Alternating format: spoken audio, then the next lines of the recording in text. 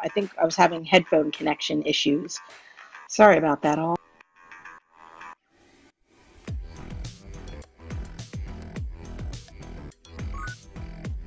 Hey, we're about to get started very soon in the Music News Power Hour. Don't forget to ping your friends in. We're going to start with a countdown in just a minute.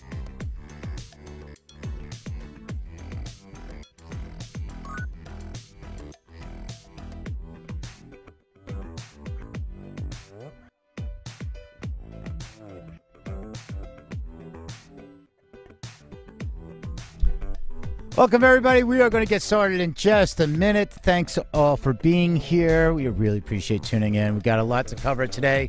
Tuesdays seem like to be a big news day. Angela, I know we're going to talk about the UK. How many articles did you see just glancing through the internet on all the feedback and what we'll say outrage about what's happened in the UK? You mean ones I was writing in my head or actual ones? Yeah, it had to be hundreds. There's a lot to cover today. Yeah. We'll get into it in just a minute. We're going to be talking about that. All right, everybody, we are going into the countdown.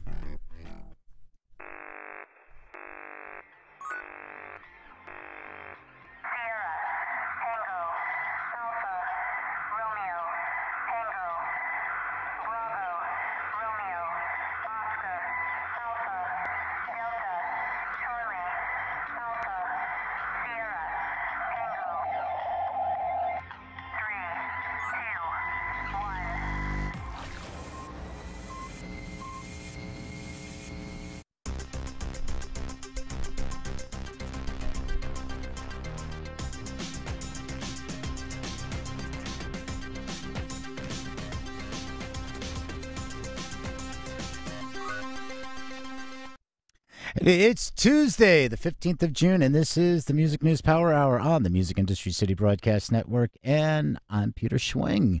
Please join me in welcoming my co-host, Angela Randall. Eli is off until Friday. Angela. Hello from the sunny United Kingdom. I can't believe it. It's got to be a new record. I've said that so much. Exactly. So, all right, we're going to be talking about the UK. Some big news yesterday, and it is going to be really affecting the live summer.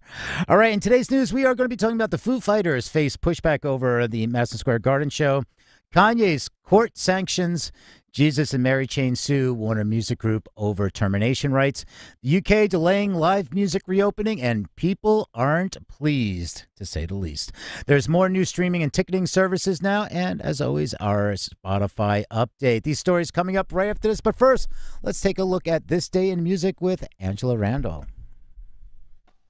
Hi, everybody. Today in This Day in Music, let's start with In Memory. Just one today, and it's a big one. U.S. jazz singer Ella Fitzgerald died in Beverly Hills, California, age 79 on this day in 1996. Already blinded by the effects of diabetes, Fitzgerald had both her legs amputated in 1993. Winner of 13 Grammy Awards in 1956, Ella Fitzgerald Sings the Cole Porter Songbook was the first of 8 songbook sets. Appeared in the TV commercial for Memorex, where she sang a note that shattered a glass while being recorded on a Memorex cassette tape. This tape was played back and the recording also broke the glass, asking, is it live or is it Memorex? And today's birthdays, born today, 15th of June, 1949, Australian musician Russell Hitchcock, singer for Air Supply. Happy birthday. Also today, in 1969, rapper and actor Ice Cube. Happy birthday. Today in 1976, Gary Lightbody, guitar vocals from Northern Irish rock band Snow Patrol. Happy birthday to you, Gary. And in 1981, Billy Martin, guitarist from Good Charlotte. Happy birthday.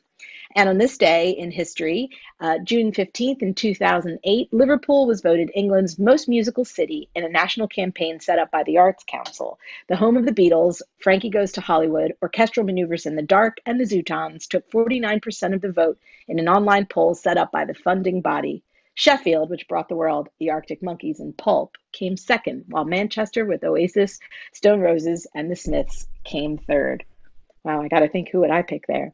15th of June, 2016, Brian May of Queen posted a note on his website objecting to Donald Trump's use of "We are the champions" at campaign events. Regardless of our views on Trump's platform, it has always been against our policy to allow Queen's music to be used as a political campaigning tool, end quote. Today in 2016, Led Zeppelin's guitarist Jimmy Page denied stealing the riff to Stairway to Heaven when he took the stage at a copyright trial. The band were accused of lifting the opening guitar line from Taurus, a 1968 track by the band Spirit. Page testified that he had never heard the song until people started posting comparisons online a few years ago. Page admitted to owning several Spirit albums, but only remembering buying two of them, neither of which contained Taurus. Under questioning, he conceded that he did own a copy of the band's self-titled debut, on which the track appears, but could not recall how it came to be part of his collection. That's it for this day in music. Back to you, Peter. All right, on. Thank you for that. So, one of the things that I remember this so well was when Ella Fitzgerald passed away. Newsweek. So Newsweek had it was the back page. It was the last page, and they had it was an article on her. It was called "The Scat Lady," and you can still find it online if you Google Newsweek and the Scat Lady. And I've never heard a writer sum up like in one sentence. I mean, the article is fantastic, but what this writer wrote was, above all, she had class. She never sang an unsophisticated note, and she always left a song better off than she had found it. And I just remember I had chills when I read that. I mean, it was just, I mean, when writing was good. What a great Yeah, I explanation. 100% agree. All right. All right, thank you. All right, so this is where we summarize the most essential news in the fast-paced music industry. I'd like to thank everyone who also is tuning into the show on AltSpace and in our VR live stream and our video live stream and VR live stream. What's going on? Mark Cooper is in the house over there. I see him on Twitch. Good to see you, man. And if you have any questions or comments you want to throw in, just join us in the chat. To set the stage for the roundtable conversation, we begin by reading key sections of media pieces. If you'd like to provide commentary on one of today's topics, feel free to raise your hand during the reading. To stay up to date on this and other programs, follow the Music Industry City group by tapping on the greenhouse at the top, and you may register for free at musicindustrycity.com to obtain access to exclusive content. And remember to follow all our Green Button co-hosts and commentators as they come to the stage. And now let's get to it.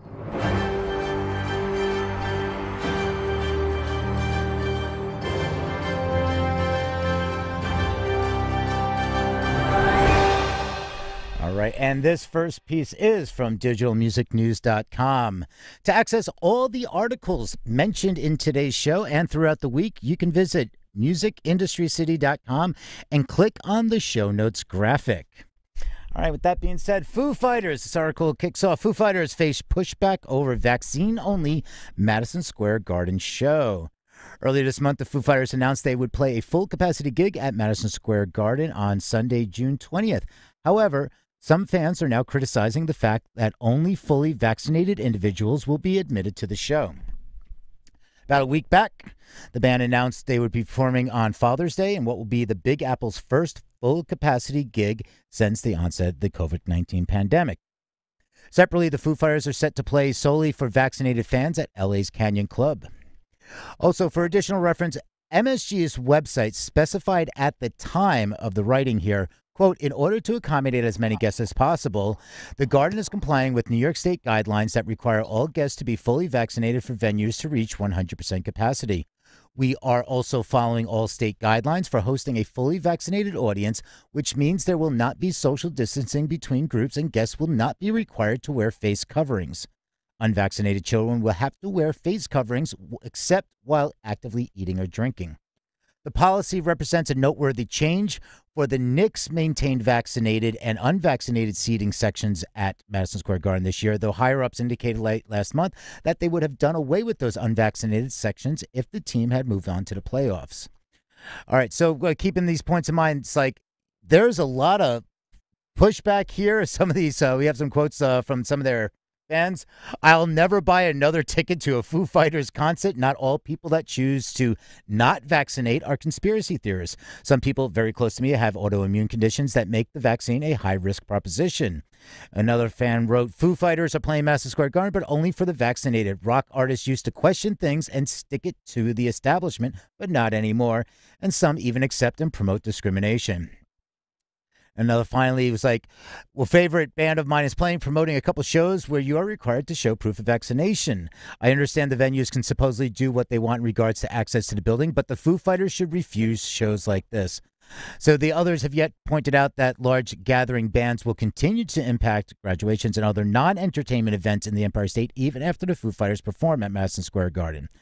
So, we're going to see this still happening and rolling out, and in the U.S. and elsewhere, some places, countries are saying fully open, but it's something that we're still going to deal with. I mean, we looked at Hollywood Bowl earlier earlier in the year. They were saying they were going to have vaccinated and non-vaccinated sections as well. Moving along, we are going to talk about Kanye. Kanye West faces over $62,000 in court sanctions after wearing a Jesus mask in profanity-laced deposition. A wild and profanity-laced deposition by Kanye West could now result in sanctions from a California federal court and a damning verdict in favor of plaintiff My Channel. And as the author of this piece, on the plus side, Kanye West did show up for his virtual deposition but after the Zoom call kicked off, things quickly slid downhill. Digital Music News first broke the news last year of My Channel's $10 million plus lawsuit against West. In a nutshell, My Channel claims that Kanye partnered with the, quote, pioneering video and e-commerce technology company before ripping off its technology. Naming both Kanye West and Yeezy Apparel as defendants, My Channel, which claims to have curated AI tech that can seamlessly marry video content to e-commerce, maintains that Kanye West violated the terms of an oral joint venture partnership. While it helped to develop the Yeezy online store. Like many court battles, it's been dragged out because of COVID, but basically, they were sharing that My Channel attorneys noted that Kanye repeatedly called the opposing attorney, Michael Popick, boy, while sneering, declaring that Popick was merely, quote, in a movie of West's creation. And that's just the start. According to the My Channel's account, Kanye also reminded Popick that he was the richest black man in America and a black truck supporter, and that he couldn't be bothered with the deposition because he had lives to change. While also asked Popick if he was effing stupid while refusing to stop using his phone. And just when you thought things couldn't get worse or better, depending on your perspective, Kanye put a mask on with an image of Jesus on it. That quickly muffled Kanye's voice, making it difficult to understand his concluding points. Shortly afterward, Kanye abruptly ended the call, and My Channel's filing declared West's bad faith efforts to sabotage the deposition will be viewed by the court as one of the most outrageous and inappropriate deposition performance it has observed as well. Well, interesting to say the least. But that's pretty much as far as I want to go with commentary on it. Interesting. Yeah, it's Kanye. All right. So speaking of lawsuits, the Jesus and Mary chain are the latest artists to sue their former label over U.S. termination right. And this is from CompleteMusicUpdate.com. The Jesus and Mary chain are the latest artists to test the reach of the termination right under U.S. copyright law by suing their former label, Warner Music. The groups Jim Reed and William Reed say that the major has refused to comply with termination notices they filed under U.S. law and continues to exploit their 1980s recordings in the American market, which they allege constitutes copyright infringement. Under American law, creators who assign their copyrights to another party have a one-off opportunity to terminate that assignment and reclaim their rights, albeit only within the U.S. after 35 years. With the current termination right originating by the 70s law, it only properly kicked in at the start of the last decade. But now plenty of American songwriters have started terminating old publishing contracts. However, there remains some debates. While pretty much everyone agrees that the termination right applies to standard publishing contracts, plenty of labels argue that it does not apply to record contracts. That's on the basis that conventional record contracts in the U.S. are work-for-hire agreements, which makes the label and default owner of each sound recording copyright. The argument then goes to that if the label is the default owner of the copyright, no assignment of rights ever took place. Therefore, there is no assignment to terminate. Plenty of artists dispute that position, mainly by arguing that record contracts aren't really work for hire agreements, even if the actual written contract claims to be at the top. There are certainly ongoing lawsuits involving all three majors in relation to the dispute. The other big debate, so this is where it gets really tricky. The other big debate is whether non American songwriters and artists that entered into publishing and record deals with music publishers and record labels outside the U.S. can also reclaim their rights within America. The big test case on that debate to date has been pursued by Duran Duran against Sony Music Publishing in the UK courts. At first instance, the court ruled that Duran Duran didn't have a termination right under their British publishing contract, but that was a controversial ruling that was substantially appealed. In the new lawsuit, the Reeds, being Scottish artists who signed to a UK-based Warner label in the 80s, are now involved in both of those debates, but with an added complication. In the UK, if a label organizes a recording session, it is the default owner of the sound recording copyright under law unless a record contract says otherwise. The whole work for hire debate isn't relevant in the context of UK record contracts. Providing the Reeds signed a conventional record deal and Warner organized the recording sessions, no assignment actually took place. And again, Warner will argue if no assignment took place, there is no assignment to terminate, even within the U.S. It goes on a lot more deeper. It talks about copyright law. How many more layers of complexities can you have in this particular case? If anybody deals with this, has some experience, feel free to raise your hand and join in the conversation. Yeah, I'm anxious to see what this with how this turns out as well, because it does seem as though there are a lot of nuances working with the different labels, and I'm wondering if there's even something about based on the nationalities of the artist. If the artist is primarily, if it's a band of say four people and three of them are American and one of them is English, and they worked with both labels on both sides, do they have a case where they could say that the majority of the band is American and therefore that law should supersede it? I mean, there's so much. There's a lot to unpack. I say we just burn the whole suitcase. And with that, Polestar. The follow-through starts now. The industry unites to launch coalition of festivals. It's a really in-depth article here on Polestar. And again, you can follow along with all the headlines at musicindustrycity.com. Click on the show notes. So they were talking about in the wake of the murder of George Floyd, and as much of the music industry is blacking out social media platforms as part of the show must be paused. Say Altered founder Evan Zeng noticed Buku Music and Art Project doing something different. So it talks about how putting this all together, and what they're saying is it's the coalition of festivals, which is described by the group as a, quote, promoter agnostic coalition of festival producers, and aims to rebuild a stronger festival industry by establishing communication channels between producers to share best practices as well as nurture partnerships with social impact groups across numerous initiatives. And goes on to say, to create change, we must first be the change, the founders say. We begin with ourselves as industry leaders and as human individuals. And I start listing like a lot of the companies involved: Gravity Productions, Fox Pocket, Governor's Ball, Outside Lands, that have signed up to the effort. AEG Festivals also aligned with and committed to the group. Social impact organizations, Diversify the Stage, Diversity in Music, Shift Consulting, and Well Done are already confirmed partners, and discussions are happening with more such groups. All festival stakeholders are invited to join the conversation, and there's interest in forming a coalition of talent reps, including agents, managers, and press, as well as a group for vendors. The group considers the coalition the beginning of the follow-through promised after the Floyd murder and its aftermath, which brought about a moment of reckoning for an industry that too often focuses on the day-to-day business of the show must go on. The pandemic provided a pause for reflection and opportunity to move in another direction. It goes on. This is for a really good cause. It's very ambitious. And so if there's anybody that is involved in this or looking to get involved, you can find out more. And that is from Polestar.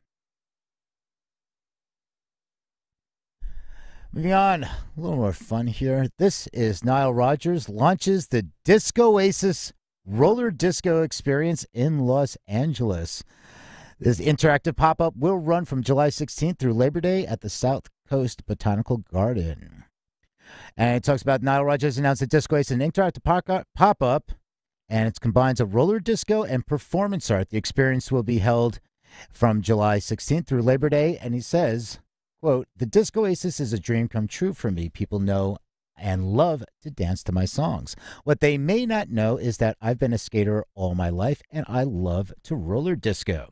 I can remember the first time I ever walked into a disco and saw people from every walk of life put their troubles, prejudices, and differences aside in the name of love and dance. It was the perfect place, and we look to create that same spirit.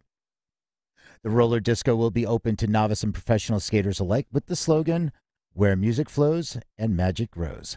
Throughout the location presented by Constellation Immersive, visitors can find additional art and dance installations. In a statement, Constellation Immersive co-head said, describe the event as not only a new outdoor sonic experience, it is a movement to bring collective joy, healing, and positivity to our community. The event will benefit Rogers We Are Family Foundation, a non-for-profit founded in 2001, which creates programs that center cultural diversity and provide mentorship to young people who intend to have a positive impact on the world through their vision, talents, and ideas. And also, in the meantime, Rogers is scheduled to appear at Unity Fest, a live stream concert event in celebration of Juneteenth on June 19th. With that, let's go overseas and check in with our UK correspondent, co-host, Angela. Hello, hello, hello. Yes, I'm sorry to put that on down to bring a downer to you after that. I was actually when I read the headline, I was thinking, "Oh, are the Gallaghers getting back together at Nile Rodgers' roller disco party?" That would have been amazing. But this one comes to us today from musicradar.com. Music Venue Trust calls on UK government to provide urgent financial support after live music reopening delayed 4 weeks. The Grassroots Music Venues charity says extension of COVID-19 restrictions will cost the sector £36 million and argues live music is being treated differently to other events. The Music Venue Trust, MVT, has called on the UK government to provide urgent funding to support venues and employees affected by the 4 week extension to the COVID-19 restrictions. The industry has been working towards reopening on the 21st of June when all restrictions were scheduled to be lifted before the government responded to a surge in COVID cases by pushing the date for full reopening back to the 19th of July. The MBT, which is a charitable body supporting UK grassroots music venues, called for immediate action, arguing that the delay would cost the sector £36 million with a cancellation of 4,000 shows affecting, quote, tens of thousands of people employed in the live music sector. It said the government must provide detailed information on how the £300 million available through round 3 of the Cultural Recovery Fund will be distributed, criticizing the government for delays and bureaucracy with previous rounds of funding. Furthermore, the MVT said the government was treating live music as a special case, leaving restrictions in place while live sports returns. Quote, mass gatherings of people, both indoors and outdoors, are already taking place, said an MVT statement. Quote, singing, dancing, close contact, mask-free events took place right across England yesterday. The government's position that such activities present a unique and special danger if a live band are playing is neither believable nor supported by the science, end quote. The MVT also called on the government to release the data from test events that took place as part of the event's research program. The initiative was established to assess the risk of people attending a variety of different events, monitoring how testing and other non-pharmaceutical measures such as social distancing would allow such events to operate without considerable risk of spreading the virus. The events research program started running pilot events across the UK in April and May. The government should immediately release the data and demonstrate how these test events indicated that live music is a unique contributing factor to the spread of the virus, which cannot be managed in any other way than to effectively ban it, said the NBT. If, as we believe, the data does not provide that casualty link, the government must explain on what basis it is making decisions on restrictions of live music. On the 25th of May, the Culture Secretary, Oliver Dowden, told the Evening Standard that the pilot events, which included the Brit Awards and the FA Cup final, had been a success, with 58,000 people taking part and only 15 reported cases of COVID-19. This, however, was on 25th of May, shortly before the more infectious Delta variant became the dominant strain in the UK. So it's basically become an issue for just about everybody here that they're sort of examining the issue between the announcement that the prime minister made and the events that have been going on. Obviously, the Euros tournament that's going on, the sports events have thousands of people in them, and obviously, it's becoming, you know, a controversy between the people attending those events and attending live music events, which have been trialed and tested and aren't coming back with responses that are as devastating as it's been made to believe. But the attitude here, at least as far as I've seen, seems to be that people are saying, "Oh, it's just another 4 weeks." But with these kind of numbers, another 4 weeks could be devastating. Back to you now, Peter. Yeah. Well, Miss Merkel, you raised your hand during that. Did you have a comment on this topic? 100%. I have multiple comments. um, Well, let's start. Let's start with one. Let's pick one and go with it. well, I think that the UK government have already said that they don't really care that much about musicians. Um, prior to COVID, like during Brexit, there was an offer for musicians to be given a passport to still be able to tour European countries without having to pay for loads of different things.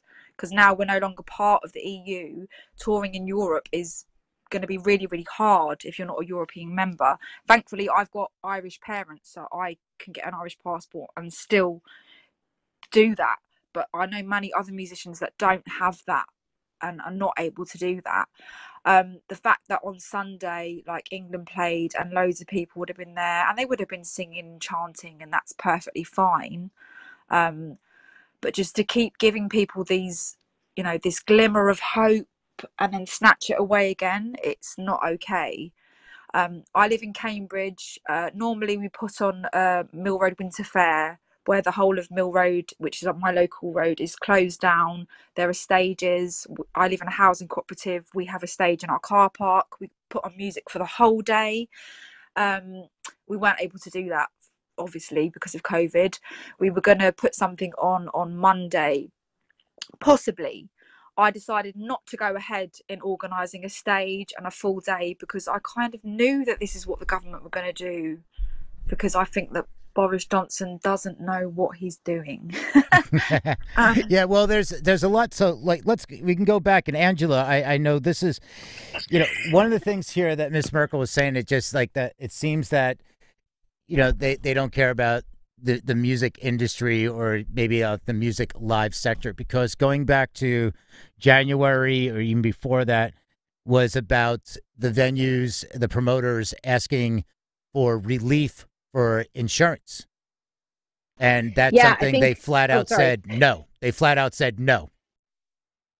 I think that the way that the prime minister was explaining it yesterday is that, well, we never said the 21st was a definite date. It was a not before that date. So we always said we were going to review it. And I think they were trying to hedge their bets before they knew there was going to be this other variant. And we're thinking that as long as they gave the go ahead for the football, they can't exactly turn back, because all of that started before they made these announcements. And at the same time, the sort of variables that are in place for music festivals and other smaller events, I don't think they'd be able to monitor them with as much scrutiny as they would these very large gatherings at these very big stadiums with a lot of infrastructure already in place. So I think that sort of is where the disconnect is, and why they can make the argument for allowing the sport to go on, but not necessarily allowing the live events to go on. You know where I sit on the side of this. I think it's just nonsense. Why have pilot events that you've tested if you can't replicate them in enough time? Should you have to make these sorts of decisions? But the problem really is that the lead up to these sorts of events, the ones that Ms. Merkel was talking about and that have been mentioned in the article, it's not just Glastonbury we're talking about. This is, even nightclubs, even venues that have, controlled situations where you do know how many people are going in, and that kind of infrastructure could have been in place. Why was there nothing set out ahead of time to be prepared, whatever the circumstances? And like you say, they've rolled back their decision making on insurance because I think they expected all ends to meet in the same crossroads. And what's happened here is, with this new Delta variant, it's thrown a spanner in the works and left it to be, well, we're sorry it didn't work out, like they did at Christmas, which has really just left a lot of people I know in a really miserable state of having the goalpost moved yet again. So we're hearing a lot about this Delta variant, and this is the one that they're saying came from India, from there. That's correct. Yeah, Okay, it so was originally known as the let Indian variant. Now they're calling it the Delta variant. well, Yes. that's I like Delta variant better than specifically targeting a country.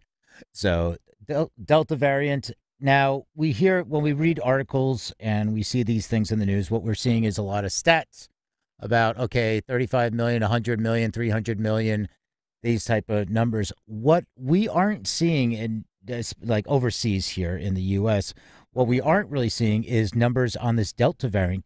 Are they posting like what kind of effect is it having overall? Has been there, like what kind of increase in cases?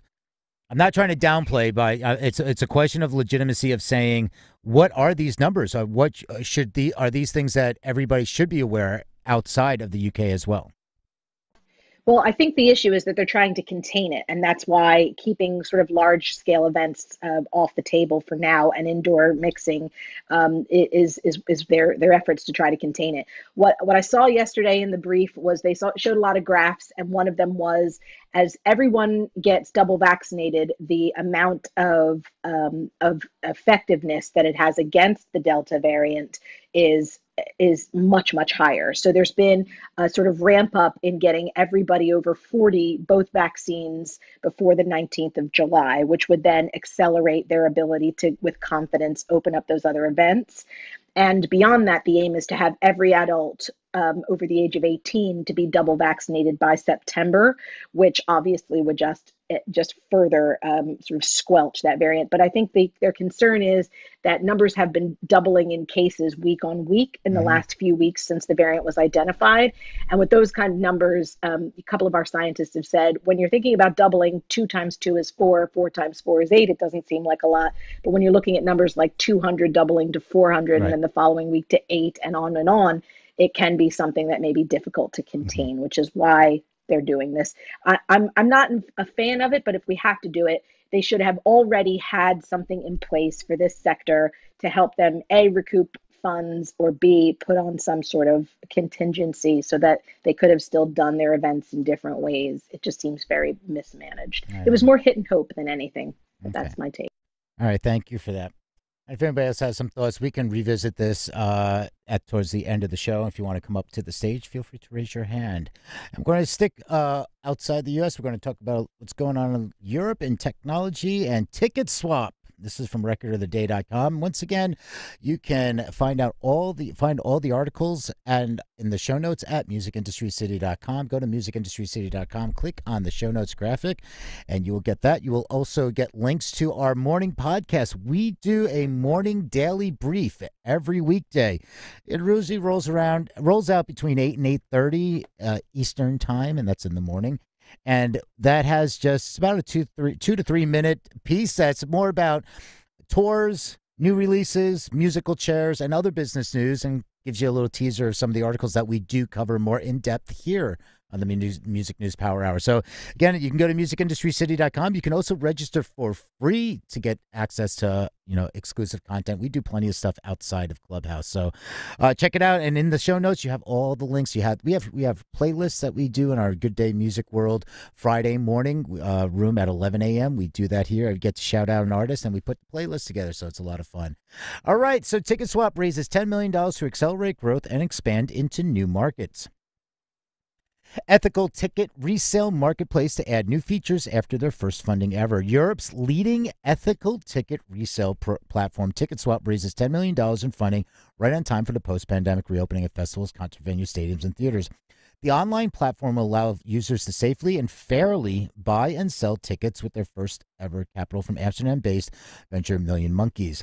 TicketSwap's ready as live entertainment opens up around the world. So what Ticket Swap is an online platform where users can sell their tickets for concerts, festivals, sports events, and theater. A cap on the sales price and verification of sellers protects buyers from exorbitant prices and fake tickets.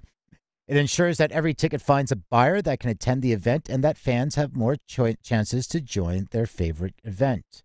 Okay, so this is really interesting to see.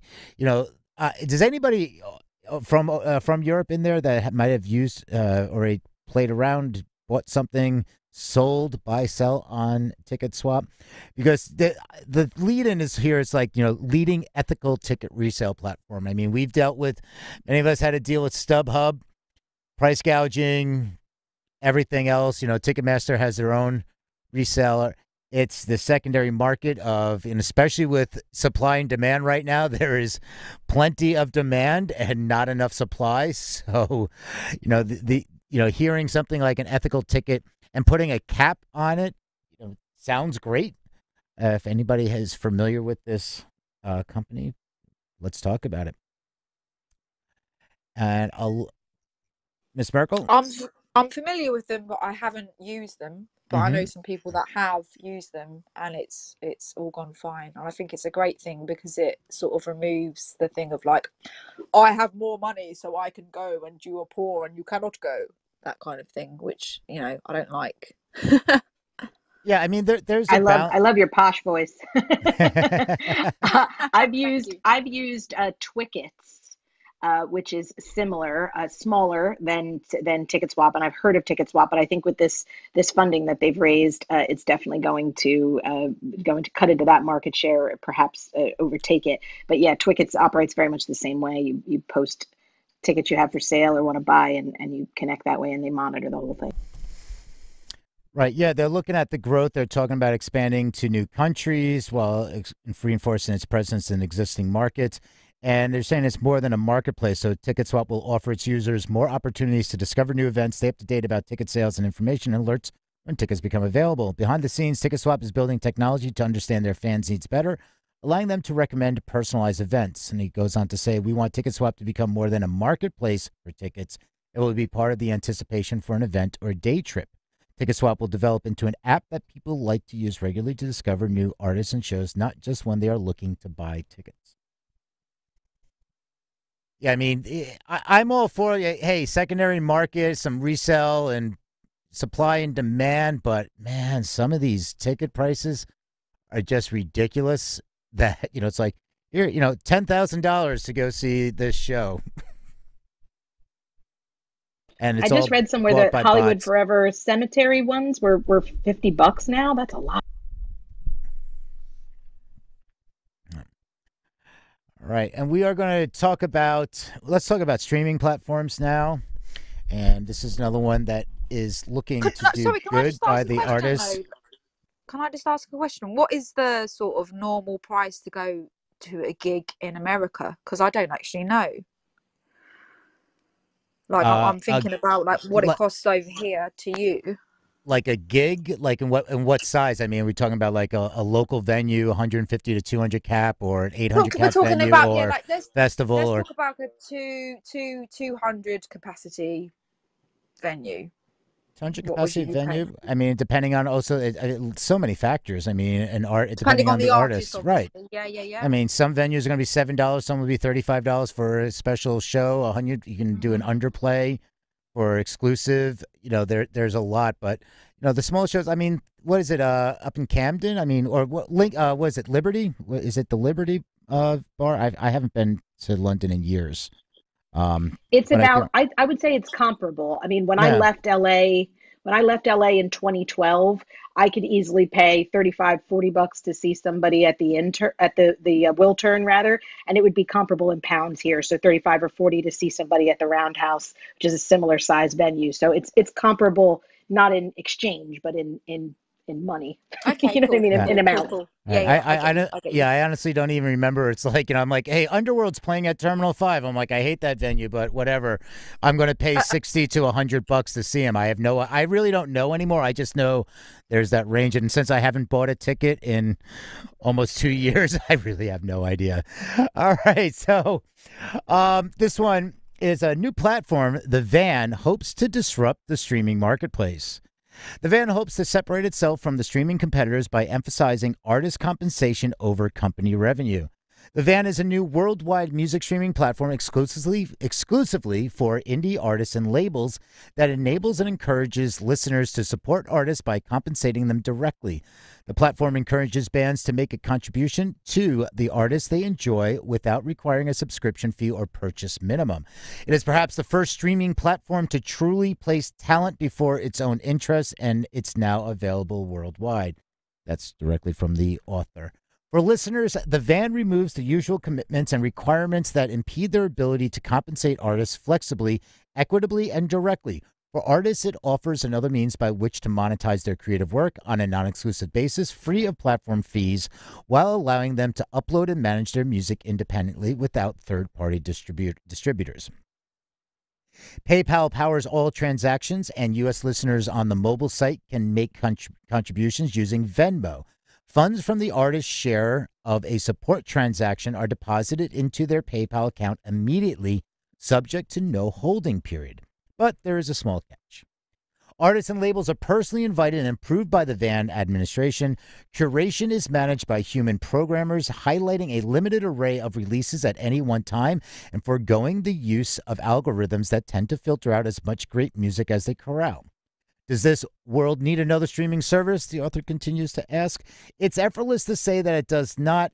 After all, the vast majority of all recorded music is available on every platform, and the number of unique benefits any platform can offer is limited. The world needs a streaming service that emphasizes the importance of compensating artists instead of celebrating algorithms. Musicians worldwide are unhappy with how Apple, Spotify, and Amazon Music compensate talent.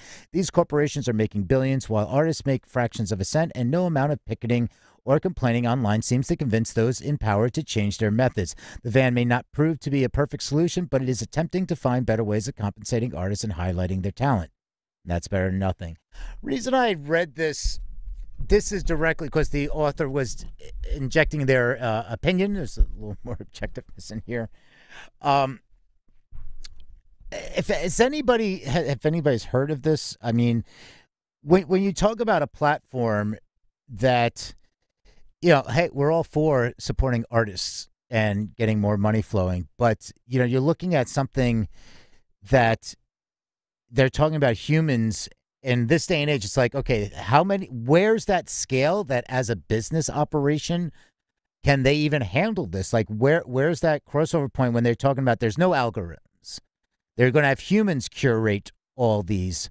What kind of challenges is that going to end? Then discovery based on human curation, for how many artists can you have on your platform being curated manually to allow for each one to get through? How does this, my question is, how does this operate? And you're going on to the fact of saying, for artists, it means monetize their creative work and non-exclusive basis, free of platform fees, while allowing them to upload and manage their music independently without third-party distributors. Andy, I don't know if you're listening to this, but I think you know better than anybody how hard it would be to manually reach out or curate everything. Do you have any thoughts to chime in on here? Yeah, thanks, Angela. Yeah, I think I've literally just pulled it up to read it because I kind of have two things there. Is one, do they look at historic releases? In other words, how do they deal with the catalog that's gone by? Is that able to be uploaded, and how do they deal with that in the fact that people have got distribution deals already?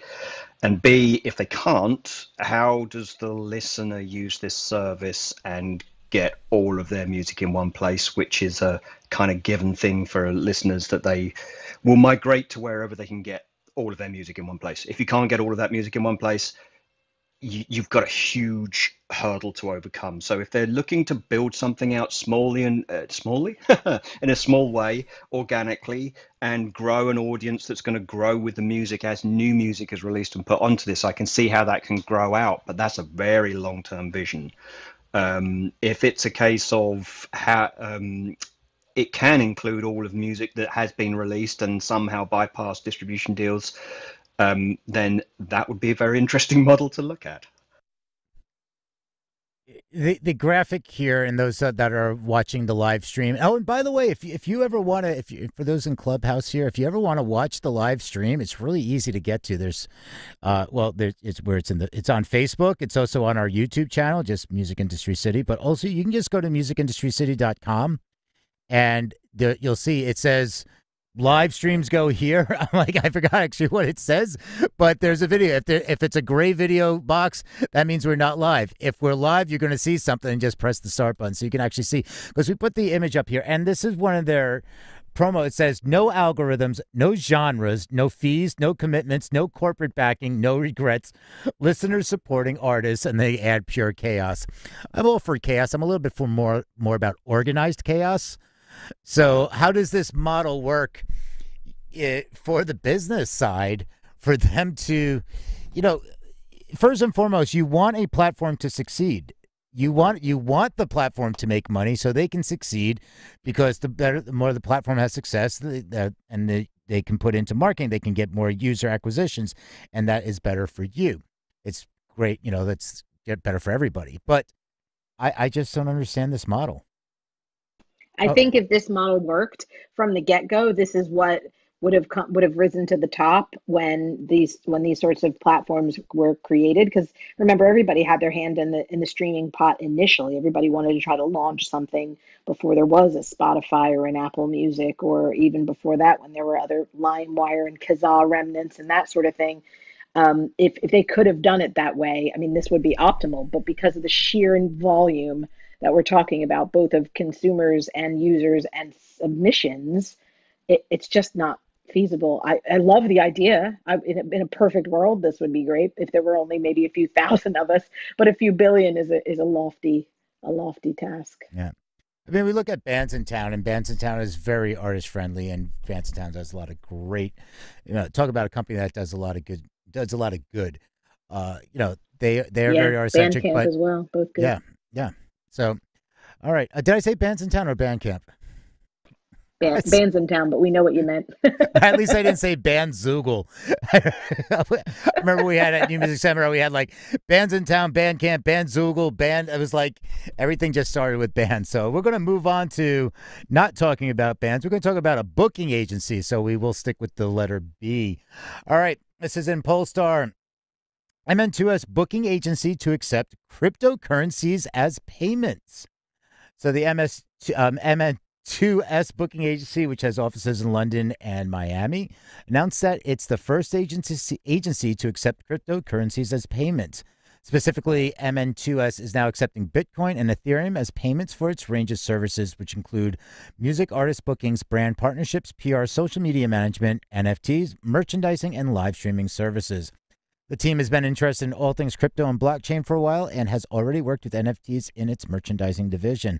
MN2S reckons that more businesses are going to be accepting crypto as a form of payment once cryptocurrencies grow more prevalent across all sectors of the economy and enter the social mainstream, and it wants to be ahead of the curve. And so it just basically the CEO said, we're thrilled to be the first talent agency to accept cryptocurrency as a form of payment for our services. This is getting interesting now. I mean, there were crypto conferences years ago, like token conferences, crypto conferences, and some of them weren't accepting crypto, and they're like, people are like, oh, can I pay for my conference ticket in Bitcoin? And they're like, no. And it's because they were saying they're like, well, we support cryptocurrencies, but it's too volatile. I mean, if you pay us $100 for a ticket in Bitcoin tomorrow, that might be worth $50. So we're going to lose money. So even like festival conference organizers in the crypto space didn't want to touch that for ticketing. But I mean, it's a few years later, but it is still volatile. Yeah, you know me, this is a big pile of nope as far as I'm concerned for just the moment. I'm going to wait and see. All right. Music Cares announced final round of COVID-19 relief to meet ongoing needs from Grammy.com. And Music Care is the leading music charity supporting the health and welfare of the music community, announced today that it is distributing a final round of funding for COVID-19 relief. The effort continues the support from music professionals, concluding upon distribution of the $2 million raised during the inaugural Music on a Mission virtual fundraiser. this past March to be directly distributed to 2,000 eligible applicants. Although the pandemic relief will be coming to a close, the need for support remains high, and MusicCares is dedicated to helping all professionals in the music industry through existing and new mental health and hardship grant programs and virtual support groups, among other programs. And for anyone in the music community looking for support, you can contact Music Cares, and there's information. You can visit the website. All that is in the links in the show notes, and you can link right into this article. They also can apply for a hardship grant. Music professionals who have already received assistance from Music Cares COVID-19 relief are eligible to apply again.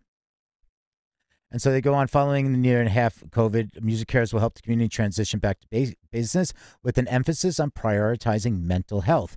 Music Cares also continues to provide support through the many services they are known for, including medical, dental, and hearing programs, mental health and addiction recovery services, preventative clinics, unforeseen personal emergencies, and disaster relief, treating each case with integrity and confidentiality. And one Music Cares recipient said, as it's often said in our biz, the show must go on. Thank you to all that you did during this most difficult of years to sustain vital form for our artists. So yeah, if there's, Music Cares has a lot of great, and we've been talking a lot about burnout, mental, wellness, especially through all this. So, please, you can check out Music Cares. We also have in our show notes document, there are other resources that are listed for artists and for support. And with that, we're going to go into our Spotify spot. It's the spot. That's right. It's the Spotify spot, the big green dot that hits the spot. Today, we're checking in with Spotify. Peter? All right. So, we are wrapping up. And if you had any questions, not questions, but if you had any comments on any of the topics that we just talked about, feel free to raise your hand, come on to the stage. And we're going to wrap up with a couple quick little articles on Spotify. And this one, Digital Music News. Spotify is finalizing an exclusive deal with Call Her Daddy podcaster Alexandra Cooper. And I believe in the last hour, it might have come across the wire that this deal has gone through, but we'll give you all the preview details at least. But I believe there was an alert that came across that said this has happened, but don't hold me to it. But a new report suggests Spotify is close to inking an exclusivity deal with the Call Her Daddy podcast. A new report from the Wall Street Journal says Spotify is in talks with Alexandra Cooper, host of the show, would be yet another exclusivity deal signed by Spotify with a top 5 podcast on the service. According to those familiar with the negotiations, the deal would be worth around $20 million. It would also involve a so-called first look agreement with the intention of Spotify help Ms. Cooper develop other projects, the Wall Street Journal report reads.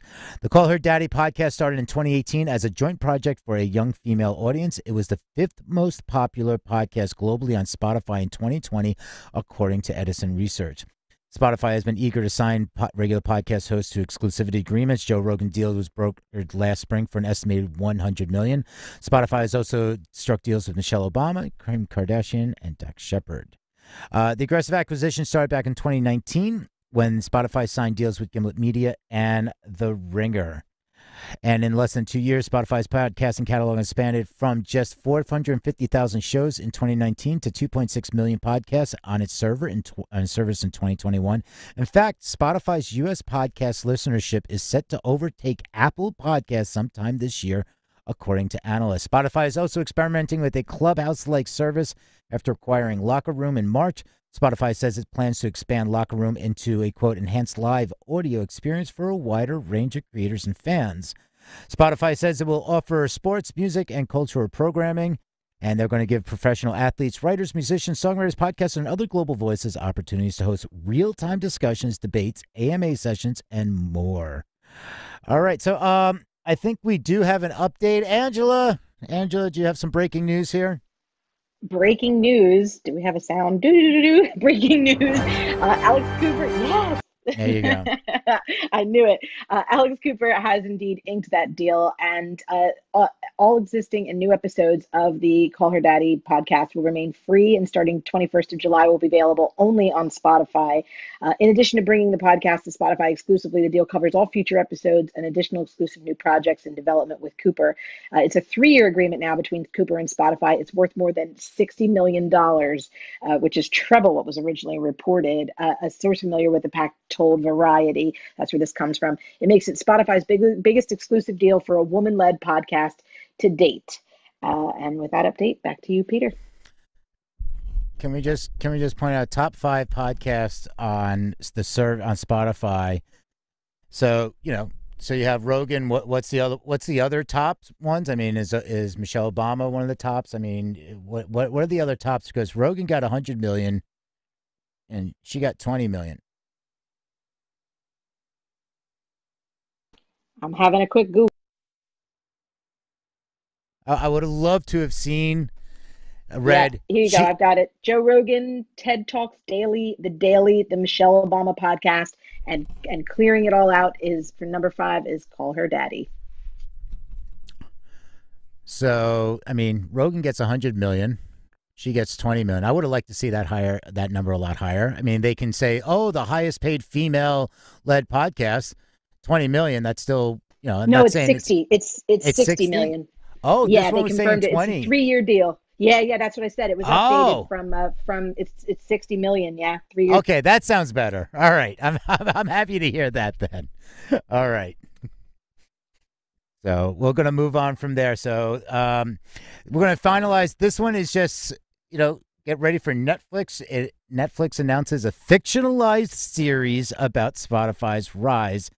First episode debuts in 2020. So Netflix is officially filming a fictionalized series about the rise of Spotify with a total of 6 45-minute episodes scheduled to release in 2022. All right. So the streaming giant, which initially revealed plans to create the Spotify series back in December of 2019, confirmed the 2022 debut in a release this morning. Besides listing the untitled Spotify drama on its website, in this fictionalized account, the Netflix original program description reads, tech entrepreneur Daniel Ek and his key partners revolutionize an industry by changing the way we all listen to music. All right. So, I mean, of course, COVID delayed some of this, but they haven't identified a precise date yet for the Spotify program. The Netflix profile, which appears under the title Untold on Google search results page. And they started listing, so you can see all the actors, everybody that's going to be involved in this. In the terms of the show's creative direction, one Amazon reviewer described the book upon which the program is based as a puff piece, and a new synopsis included with the release separate from the aforementioned description on Netflix seems to suggest that the series will depict its subjects in a generally positive light. It's a quote, at the height of piracy, established heavy hitters were fighting against where the turbulent music industry was heading, said the synopsis. It continued, the series centers around the young Swedish tech entrepreneur Daniel Ek and his key partners who revolutionized a whole industry by offering free and legal streamed music around the world. It's a story about how hard convictions, unrelenting will, access, and big dreams can help small players challenge the status quo by evolving the way we can all listen to music. What a Hollywood press release. There's no business like show business. I think that's going to close us out today, isn't it, Peter? It's getting close to close down time. I just want to remind you all to stay up to date on this program and other programming following Music Industry City Group by tapping the greenhouse at the top. And you may also register for free at musicindustrycity.com to obtain access to exclusive content. Remember to follow all the green button co-hosts and commentators that are up here on the stage. And also to find out more about Music Industry City, let's go back to Peter. Yeah, well, find out more. You can also go to musicindustrycity.com. We do the daily update. I would love to hear feedback on the daily brief that we do, because I do it in a different sound. Like, I kind of make my voice sound like it's the old time AM radio. So it's like, your daily update from, it's like, maybe I should do the old New England accent. Your daily update from musicindustrycity.com. I don't know, but I would love to hear feedback because we do it something a little different. And you can also, if you hit my profile here, and you scroll down, there's the Instagram for Music Industry City. If you follow that, feel free to message message me there. I do get it, and so just don't spam us with music and all that stuff. But definitely follow Music Industry City on Instagram. We're putting out a lot more content, and the daily brief on the podcast. You can go find it on your favorite preferred podcast player. Just type in Music Industry City. Go to a social media platform. Type in Music Industry City. See what happens.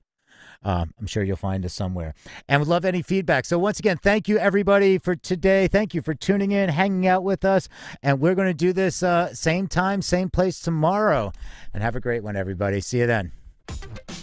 Thanks very much. Cheerio. Thank you. Bye-bye.